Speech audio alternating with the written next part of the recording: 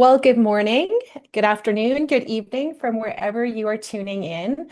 Welcome here. We're so glad that you've chosen to I spend see this you. hour with us. We're really glad that you've taken this time. My name is Diane Bergman, and together with my husband Richard, we're the owners of Tour Imagination. Before we begin, just a couple of housekeeping notes to be aware of. We would love for you to submit questions or comments in the chat throughout our time together. Um, we'll address these questions throughout the hour, and they definitely enrich our time together. Today's webinar will be recorded, and we will send it out to everyone who's registered tomorrow because some can't be here in person today. Richard, I'll turn it over to you. Thank you, Diane, and thank you everyone for joining. Today we're exploring a chapter of the Mennonite story that many of us know about, but may not have always spent as much time reflecting on it. For nearly 4.5 centuries, Mennonite communities lived in Prussia, in what today is northern Poland along the Vistula Delta. And yet, in many family narratives, this chapter can feel surprisingly brief. The story often moves fairly quickly from the early Anabaptists to the later migrations to Russia and eventually to North America. And for me personally, this was largely overlooked growing up.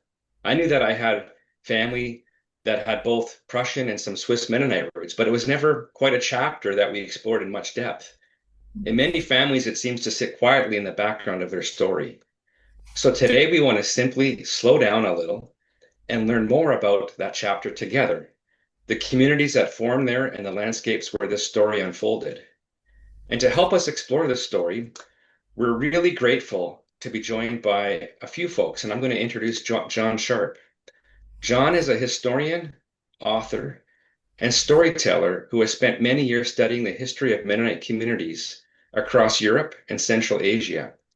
Many of you may also know him as a tour leader who helps bring these stories to life by connecting history with the places where it unfolded. I've personally had the privilege of traveling with John in Turkey and Uzbekistan last fall, and it's always remarkable how he helps people see these landscapes and stories in a new light. Before we continue, though, I'd like to acknowledge that today, March 12th, marks the anniversary of the tragic loss for John and Michelle Sharp's son, MJ Sharp, who was tragically killed in 2017 while serving with the United Nations investigative team working in the DRC. John, we recognize that this day carries deep meaning for you and your family, and we're truly grateful for your willingness to be with us here today. Thank you, Richard. We are also very pleased to be joined today by Kasia Czaykowska, who will be speaking to us from Gdansk in northern Poland. Kasia is our expert guide, researcher, and storyteller who has spent many years helping visitors explore the history and landscapes of northern Poland, including the Vistula Delta, where Mennonite communities lived for centuries. What makes Kasia's perspective especially meaningful is that she helps connect the historical story with the places where they unfolded. Many of our Tour Imagination travelers have had the opportunity to experience these landscapes with her, visiting villages, cemeteries, and historic sites that still carry traces of this chapter of the story. Richard and I have a unique connection to Kasia as of this last summer. Her son Conrad and his wife Dorota moved to Winnipeg, Manitoba. Of all the places in the world, they moved to our city. So we've enjoyed getting to know them and her sweet little granddaughters. And so because of that, Kasia is coming to Winnipeg this spring. So we'll get to meet her in person as well. So that's very special. Kasia, we're grateful that you could join us today and share your perspective with us. Thank you for inviting me. It's a pleasure and an honor. So, John and Kasia, today, or before we dive further into the history itself, we thought it might be helpful for everyone listening to hear a little bit about how each of you have personally stepped into the story. So, John, perhaps we could begin with you. How did you first encounter the Mennonite story in Prussia and the Vistula Delta, and what first drew your interest to this chapter of the story?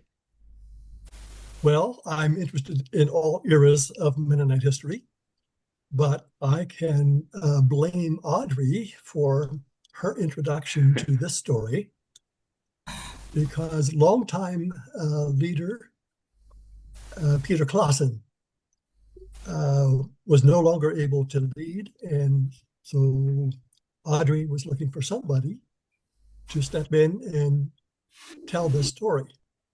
So, of course, I did a deep dive, and I'm still diving, still learning the story, and have appreciated so much of what I have learned there. And before you ask, like one tour member asked, well, you're Sharp. Where do you come from? What do you know about this Prussian-Russian story? I said, well, it's pretty simple. When I joined the church, when I participate with the Mennonite world, it becomes my spiritual heritage. I have no physical links, but I certainly have spiritual links to Prussia and its people. Thank you, John. And Kasia, I'd love to hear your perspective as well.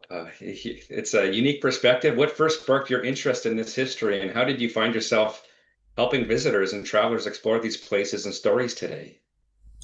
As far as the Mennonite history and the background is concerned, Audrey is to be blamed. There's a common theme I'm hearing here. I was very fortunate as one of my friends, I think she felt ill or something like this, and I was still a guide in Malbork Castle, the biggest heap of bricks in the world. And Peter Claassen was in Audrey's group, and it happened that I just was their guide, and I saw a tiny lady with short hair who said, oh, she approached me. I was very nervous because, you know, it was said, oh, is that Peter Claassen and the Audrey pet cow? And I said, oh my gosh. Worse than the Queen of England, the Duke, or the Royal Prince of Denmark. And then that tiny little lady stepped and said, oh, you're Kasia, so let's go. And that is it. That's how it started. I don't know how long ago it was. Probably not that long as the Malbork Castle is standing, but it was one of my most wonderful encounters, and I kept clinging to her like a child to a mama's skirt. And then, sometime after, Audrey came and presented a man who is trying to slam the door of the bus in front of me all the years. His name is John Sharp. And this is how it started. We've been touring together. To be honest, whenever I hear that TM, to imagination, this is how you're noted in my notebook, is planning, as I call it, plotting a tour, I quit everything. I just slam the doors and I go with you. So when I started, I don't remember the year, but it was the time when Mennonites were not very well known in Poland. They were called the other Germans because of the language. It was very difficult, and to be honest, I was very ashamed. I think Audrey and also John, you might remember the days when somebody from one of my groups, yours groups, asked me as a local, why are the cemeteries of the Mennonites so devastated and so destroyed? And I was so ashamed because a dead person, a buried person, a cemetery is a cemetery. That someone's do not do any harm, but it was due to the long communist times and so on and so on. And after some time, we've noticed that the state of the cemeteries are better. There are people that are caring for, and Mennonites are not the strangers in the land. That's a very interesting title of like John, Mr. Claassen's, Peter Claassen's title. A lot more is known about the Mennonites, but many Mennonites are visiting, whether they are individuals, families, or like you, like tour imaginations. So, long answer for the short question. Thank you. Which is typical. Yeah.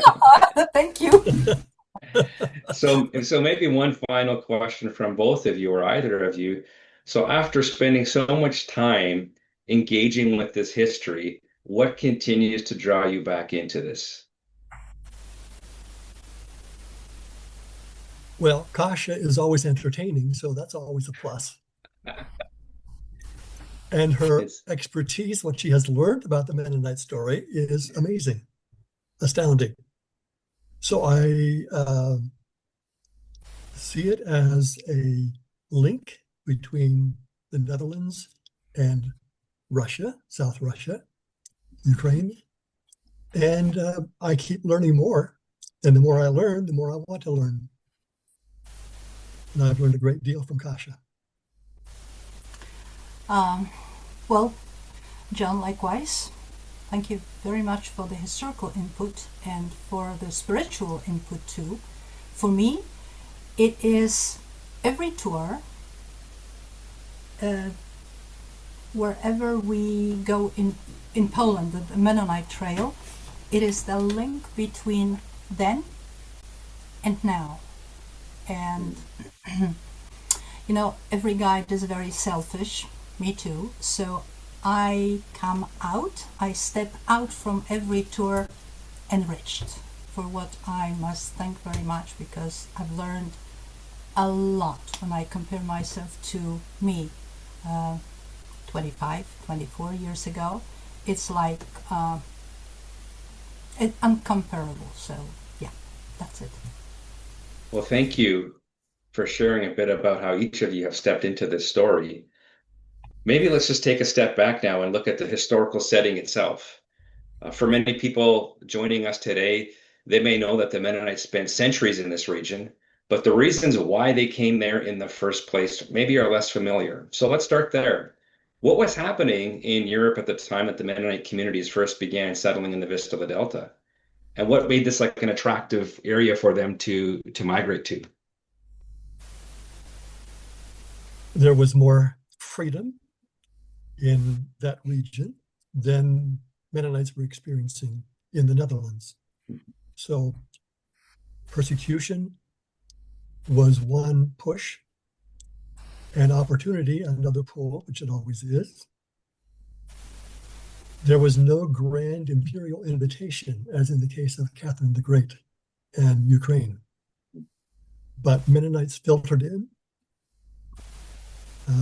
Even Menno Simons appeared in the territory, because we have a letter that he wrote in 1544.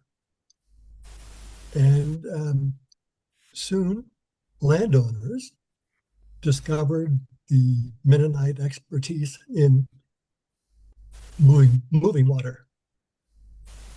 And that was part of the story from early on that has continued. So as the communities started taking shape and root over the centuries of time, what kinds of communities began to form in that landscape? What types and kinds of communities existed or formed? John? Either of you. Villages. John, as the historian was. Just clusters of farmsteads for mutual support, and was also a way to stay in touch and to learn the land and learn about the challenges of living in the wetlands. And there's a very famous story of Adam Wiebe, who was an engineer. And he is known throughout Poland for his engineering. In one case, he was invited to repair the city walls of Gdańsk. And so people couldn't figure out how to get soil, dirt, clay, down to the walls. So he rigged up this pulley with buckets. And of course, when the buckets were full, they would glide down to the spot that was needed. And the empty buckets would return. And so in this way, he devised a system to move dirt as well as moving water. So Mennonites known as moving dirt, moving water. They carried that from the lower lands as well, right? As they shifted over to the Vistula Delta, they started. Did they drain a lot of water like they would have in the present day Netherlands in the Vistula Delta? They did. And landowners were really happy to have them because that increased productivity, which increased taxes paid, which added to their wealth. Okay. So it was either the king, the church, the village. Mennonites became adept at negotiating for privileges. And it was a never one deal and done. Yeah. It was a consistent effort to negotiate for more freedoms, for exemption from the military service, and much more. The villages that you speak of, John and Kasia, they are more agricultural based villages, or they were merchants, and there was a lot of Dutch merchants. Did that merchants entrepreneurialism translate into the Vistula Delta, or did they remain more farming and more rural based in those villages? I guess it was the coincidence for the Mennonites and for the city of Gdańsk, because I've seen somebody posted a question about Mennonites settling villages in the Vistula Delta. In the 1500s, there were several huge floods in the delta, and the land around Gdańsk, including the land around Marble Castle, that's, well, quite a deal of land, belonged to the city. It was a unique situation when the city was the richest, of course my city, was the richest, the biggest, the greatest, the Yeah. But they were good in making money, but they were terrible, I mean the citizens of Gdańsk, but they were terrible in making land. There were two cities that found themselves in the disaster of floods, Gdańsk and Elbing, or Danzig and Elbing if you prefer that name.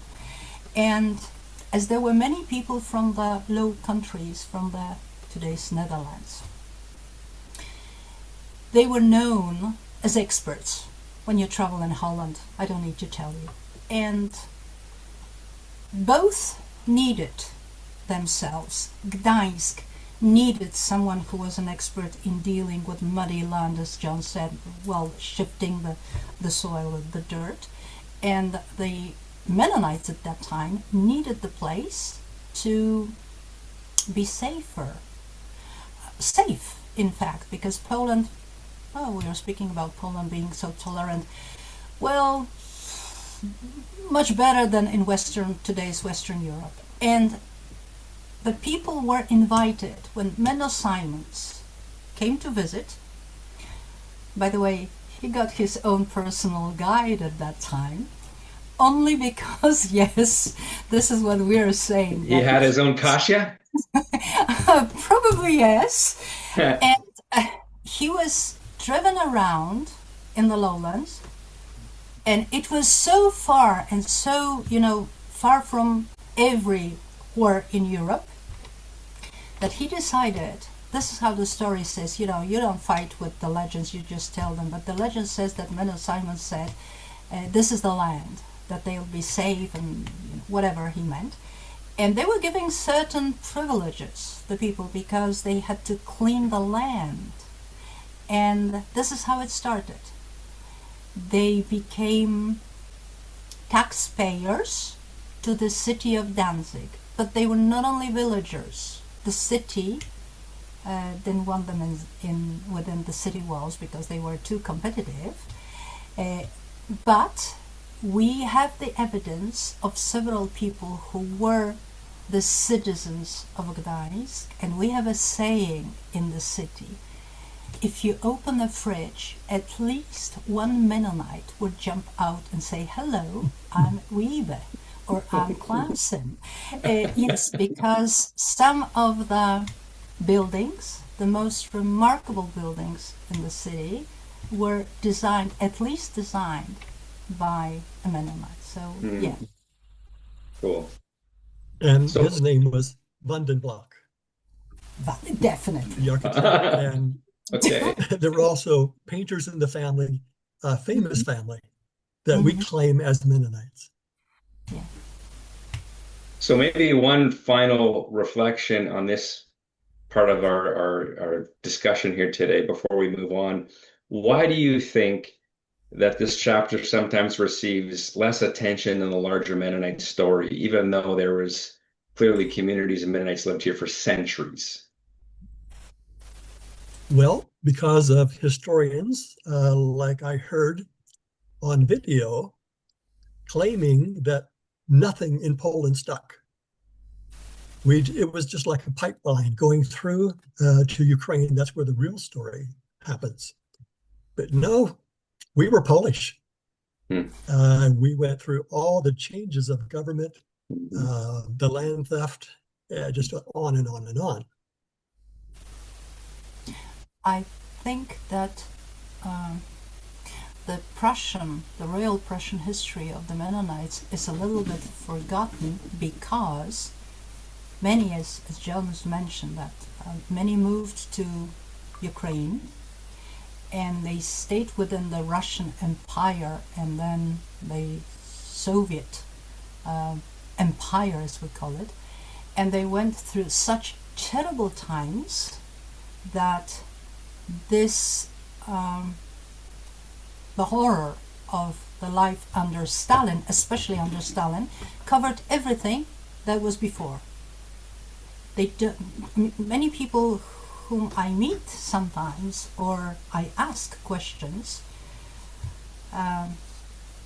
they say that they are from Russia, they came from Russia, without noticing or maybe putting aside the story, how did they get to Russia? Because the horrors of Stalinism, then the Second World War, were so terrible, they were not in Poland at that time anymore. Interesting. Thank you. So I'm going to jump in here. We do have a question, and we also have a very quiet, reflective bunch. So if the rest of you have questions or thoughts as we're continuing on, please drop them in the chat. I know Kasia began to answer Gary's question, but I'll just read it in case there's any other comments to it. His question was, did Mennonites settle in Mennonite-only villages in the Vistula Delta?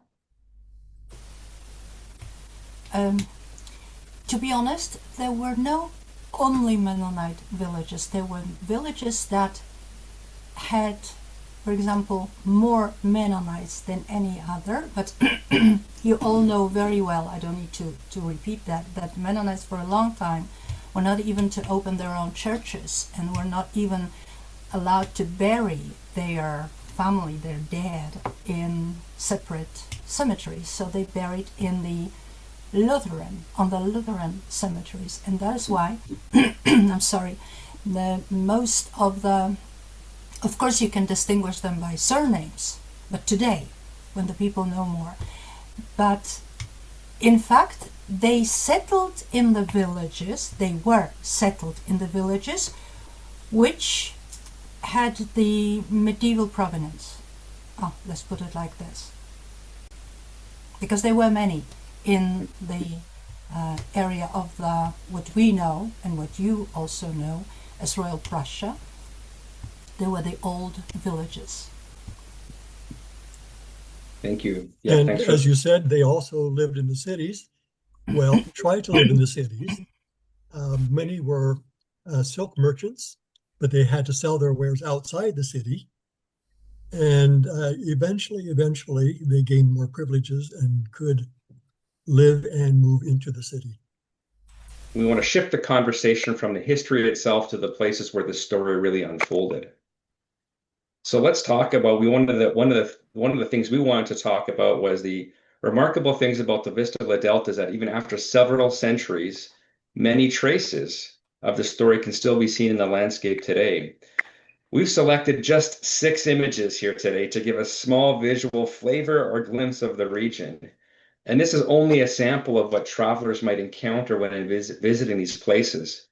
As we move through them, John and Kasia can help us understand what we're going to see or what we're seeing and how these places connect to the Mennonite story.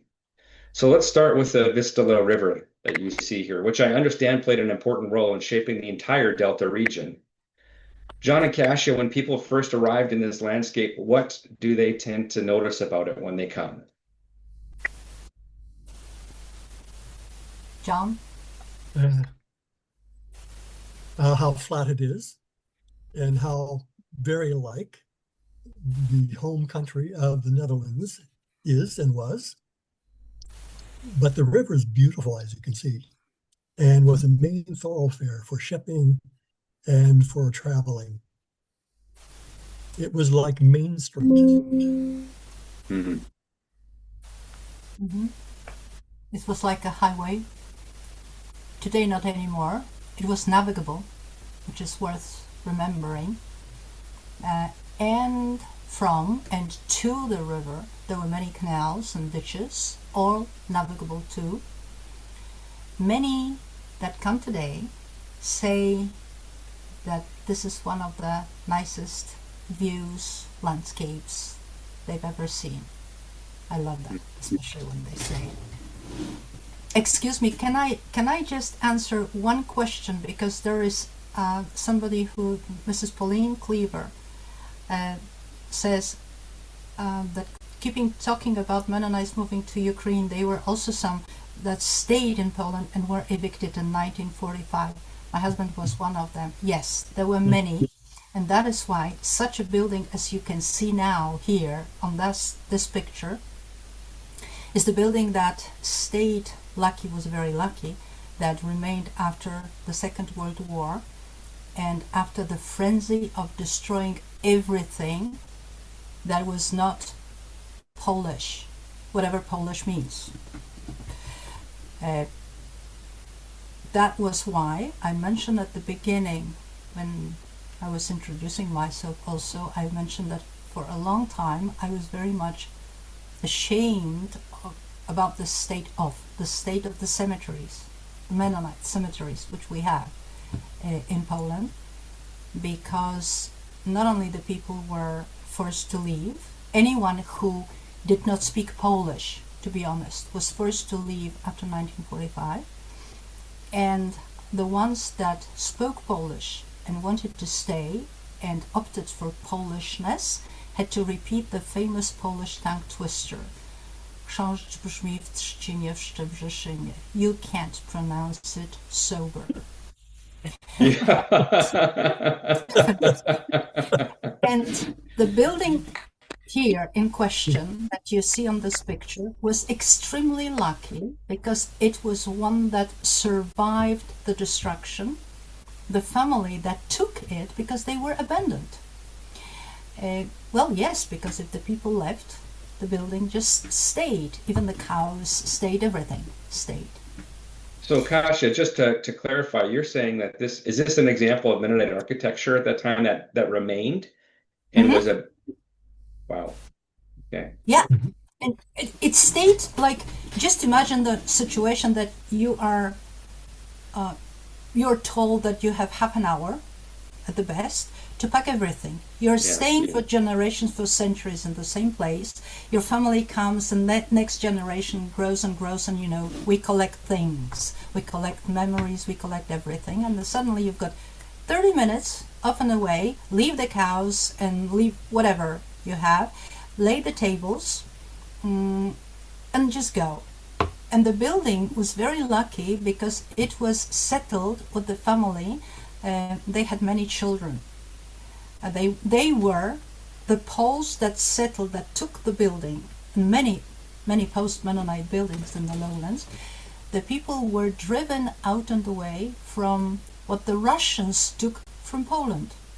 So it was one people were expelled from their homestead, and the next people who were expelled from somewhere took over their homes. And this building particularly was extremely lucky because the big family, many children, I think they had 7 or something like that children, and well, they started to care for that with no help from the state, because the Polish state didn't feel it were communist times. So yeah, the building. So are there, no, sorry, go ahead, Kasia. Yeah, no. It's okay. So no, are there still traces of this or similar architecture like this from previous Mennonite communities that can still be seen today? This is not the only one. No. Yeah. I have friends who live in the village not far from this building, and I told them that if we'll be traveling in September, I would love to take the group inside the building. And they said yes, okay. Also egoistic because they have absolutely fabulous cookies at home. Homemade, but the building survived, and they did their best to protect every single piece of the building inside, because the story was very harsh and terrible collective farms and so on, but the building survived in relatively good state. Kasia, you mentioned, and I'll paraphrase, how terrible you felt or badly you felt about the cemeteries that had been laid to rest, how in a state of disrepair that many of the old Mennonite cemeteries were in. And so here's a picture of one of many Mennonite cemeteries, I believe, that you encounter. This is often a moving place for visitors when they come across it. What is it like as a traveler to first encounter these sites?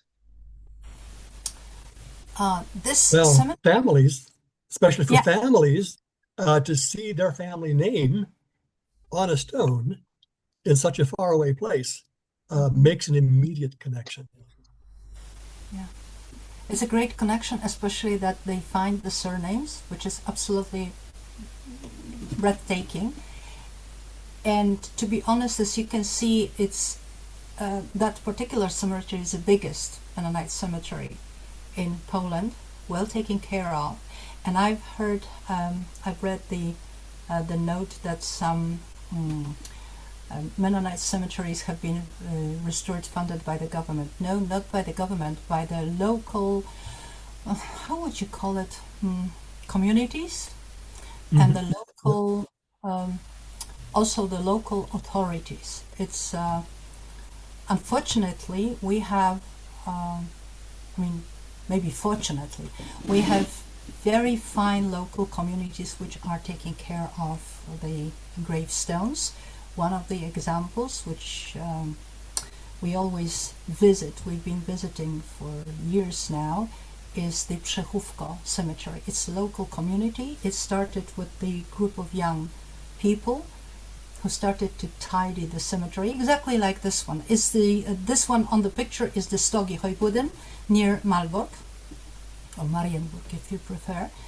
It was completely devastated. It was, you can see that not all the tombstones are there. And then suddenly the local community, a group of young people, decided that they would tidy the cemetery. Sometimes they put flowers. We all put flowers on the 1st of November because it's the day when the Poles go to the cemeteries. Doesn't matter theirs or not graves, but they're putting flowers and lighting a little lamp. And caring for the cemeteries, it's a terrible expression, but it's like a wave, like rings of water. More and more people, more and more local communities are taking care of the abandoned or uncared cemeteries today, because it's the heritage. However we treat it, it's a great heritage. That's the riches of the community of the place. Well, thank you for that. I just want to jump in here. Annette made a comment that relates to cemeteries. She said, you mentioned that Mennonites had to be buried in Lutheran cemeteries. Recently, I've read on the Mennonite genealogy Facebook page about a gravestone of an ancestor of mine. I don't remember right now the name of that place. The ancestor's name was Dina Tomes. Is that a Lutheran cemetery? And I'm not sure if we can answer this now, but if not.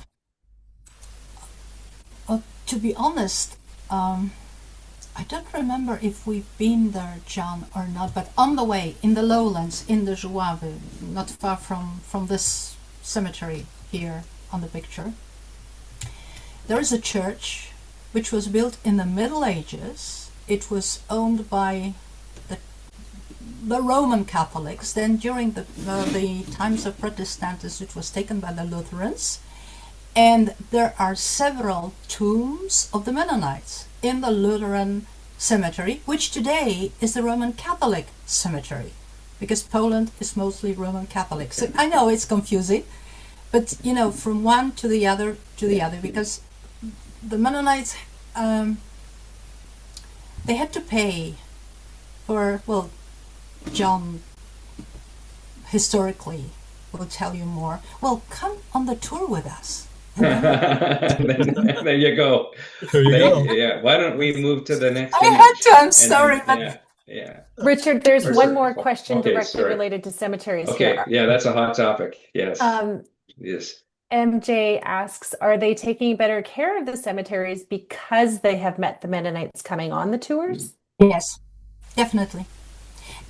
Another thing, a new generation, completely different mentality, and yeah. Yeah. Thank you. Well, early on, I think visitors were not welcomed to the houses because they were suspicious that they were coming to reclaim property from their family, Okay. in their family. Yeah. Rudy is here. Rudy Friesen is an expert on architecture. Yeah. Would you make a comment on that last house? Some on the call there Yeah, too. that one. Yeah, Rudy? Rudy, can you unmute? Yeah. Hi, Rudy. Yes, hi. I'm just trying to remember the term that's been used to describe this type of house, but the point I was making was that our people took the house barn model with them, which I think is coming up on that other slide, to Russia, Ukraine, but this model was never taken with them. But this is a typical, not typical, but it's the kinds of houses that the Mennonites did build. So it is, I think that you can say it's uniquely Mennonite in that sense. Well, Interesting. Kasia may debate that.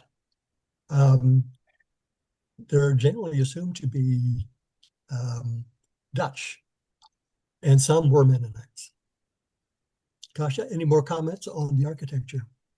We have a saying that not every house in the lowlands is Mennonite, and not every Mennonite house is in the lowland. However silly it sounds, but the fact is that such houses like this beautiful one were built,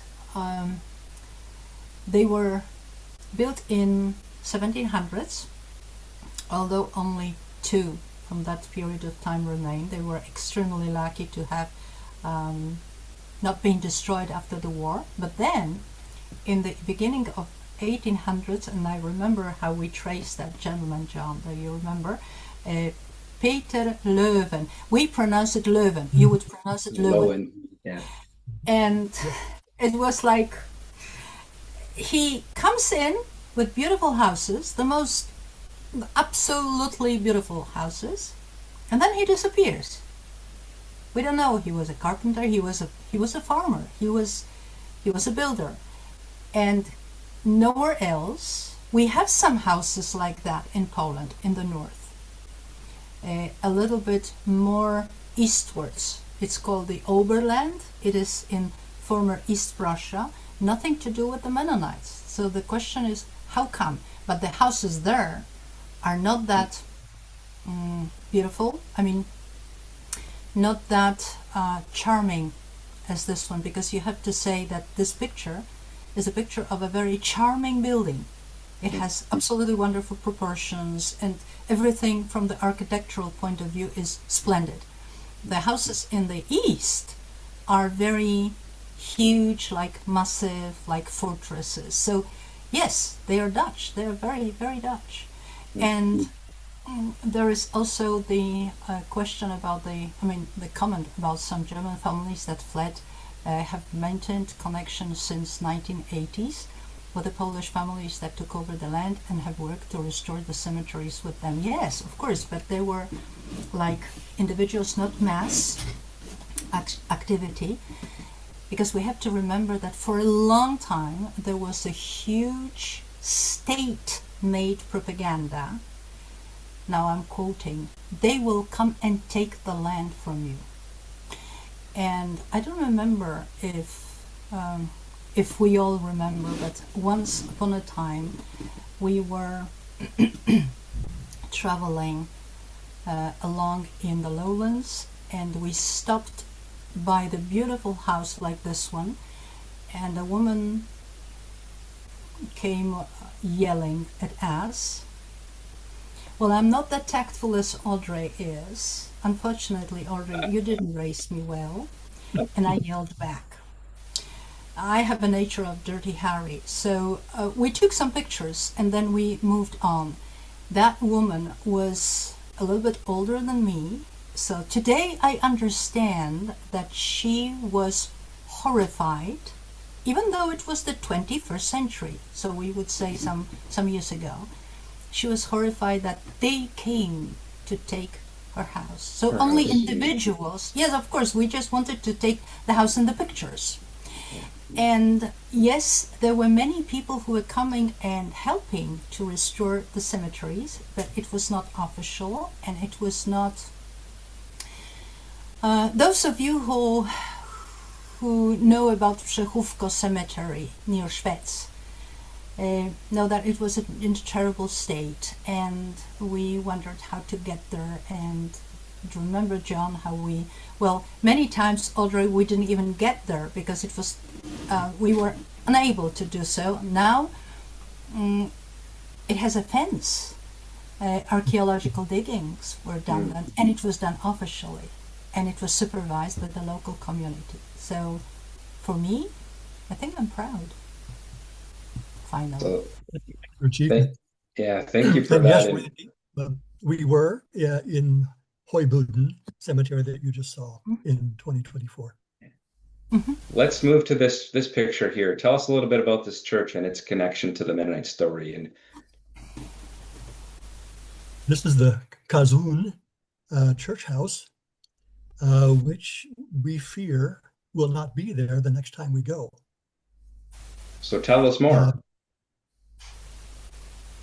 There's a highway project or building projects that will likely claim this, at least we've been told so. But this is one of the relics of the Mennonite presence. And it was a pastor from here who, during the Polish interim after the war, or during the war actually, who was shot. So nobody was safe, and Mennonites assumed to be German because they spoke German. Yeah. We have a picture here of Gdansk, or historically known as Danzig. What role did this city play in the life of the Mennonite communities in the Delta? Can Kasia or John, can you either of you speak to that? John? Well, you notice the architecture looks very much like Amsterdam. And so here you see the influence from the Dutch experience in the Netherlands. But there were houses, buildings constructed by the Vandenbroek family, or at least designed by, that still shows their influence. Yeah, if you didn't know, you would think this was Amsterdam when I first saw this picture. Yeah, exactly. Yeah. We have sorry, go ahead. Okay, Kasia, this is your story. The biggest heap of bricks. I heard that earlier. So tell us about the biggest heap of bricks. What is this? Malbork, or Marienburg, on the river, which is the tributary to the Vistula. It's not the Wisła River, but the delta between Nogat, because this is how this river is called, and the Wisła was the best fertile part of North Poland when it was a kingdom for the Mennonites to settle. And I remember when one of the ladies in our group told me, "Oh, Kasia, I'm going to visit Malbork for the first time in my life." And I was so surprised because she told me she lived somewhere in the village not far from Malbork, and she could see Malbork Castle. In fact, you can see Malbork Castle from Hoybuden, from Stogi Cemetery. So she was living somewhere there with the family, and she never went there, especially after Hitler gained power, because one of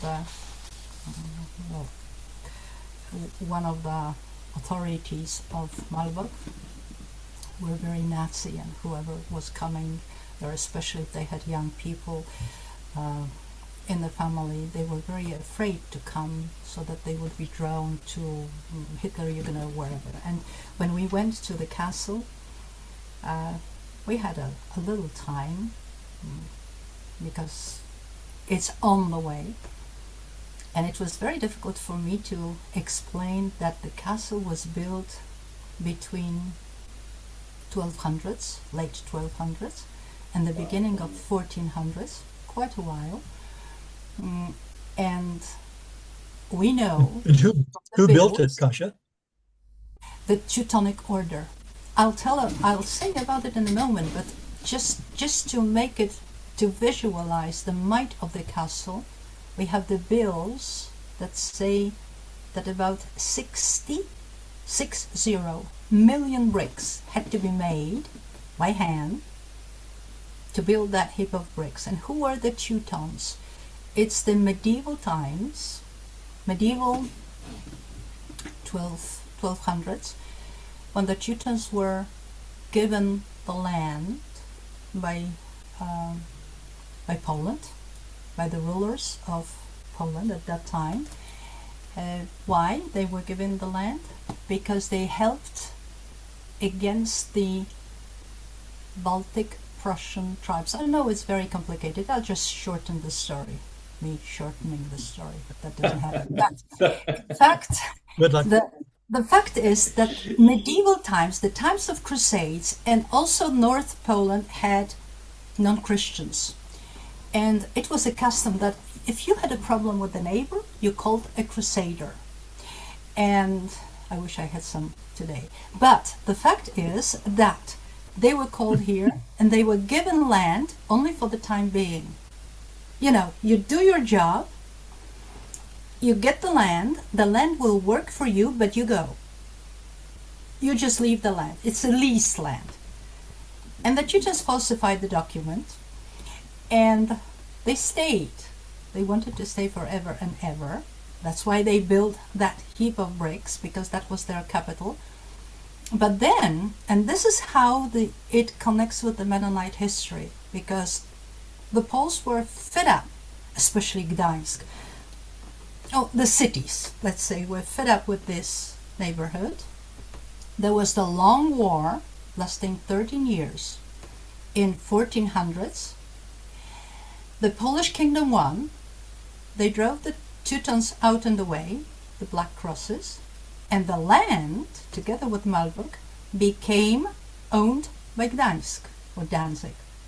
And this is how the Teutons leave, but the Mennonites drop in, because in the next century, 1500s, the floods come. The floods were so huge. When you see the walls on the river, there is a light and darker part of the walls.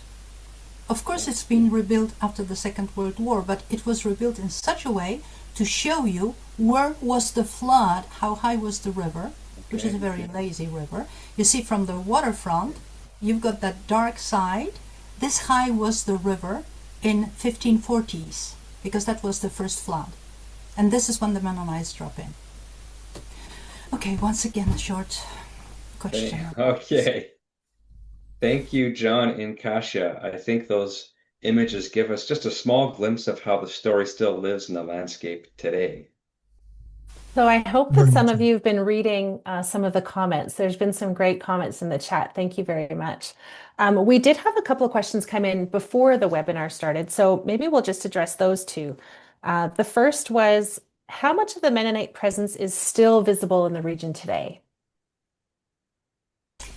In Poland? Well, I think you see it in the architecture of a few houses, the Dutch houses, arcaded houses, and the cemeteries. Yeah. Give witness to who was there. And the roads. We have a saying, which is, it's not my saying. It is said that whenever in the lowlands, in the north of Poland, you have a winding road, it means it's medieval. But when you have a straight road, it's the Mennonite road, because they built the new roads on the new dikes. So, of course, we prefer the new roads because they are better quality, but the medieval roads were also adopted by the Mennonites. And also we have some food, like that was taken, that's the heritage that was modified today. We love eating, by the way. Wonderful. Don't Thank get you. me started on food. We haven't had lunch yet. Oh, that's true. When we're here, that came in, how does Prague connect with this Mennonite story? Right? For this, we have to dip way back into history, but it's really a pleasant stay over on our way to Poland. It's a beautiful city. Very little of it was destroyed in the war, and it's just a luxury to be able to see these buildings and the squares, the architecture, and all of that. To us, I mean, speaking, because I'm a local in the north of Poland, Prague has a lot of connections with Malbork and the medieval art, because the two towns were very deeply connotated with Prague. Whenever we tour Prague, we have the Vyšehrad Castle and the cathedral, and there is the mosaic. There are only 3 such mosaics in Europe. Not speaking of Venice, because it's separate, but Venetian influenced mosaics. Prague, Malbork, and a little town which is out of our tour. It's not connected with the Mennonite tour. So in this way, Prague is very much connected. And we also have an early reformer, John Hus, who was executed there for leading a reform that 100 years, 200 years later were successful. Yeah. But this one was not, and he burned for it. And there's a large statue, larger than life, in the old town square. Thank you. Lauren had a question. He asked, are there not some churches in Overlook and farther south that were built by the Mennonites? Once again, please. It says, are there not some churches in Overlook and farther south that were built by the Mennonites? Yeah. I mean, one was in the private house. Remember, John, when we always got there, and with the church meeting on the 3rd floor, I believe.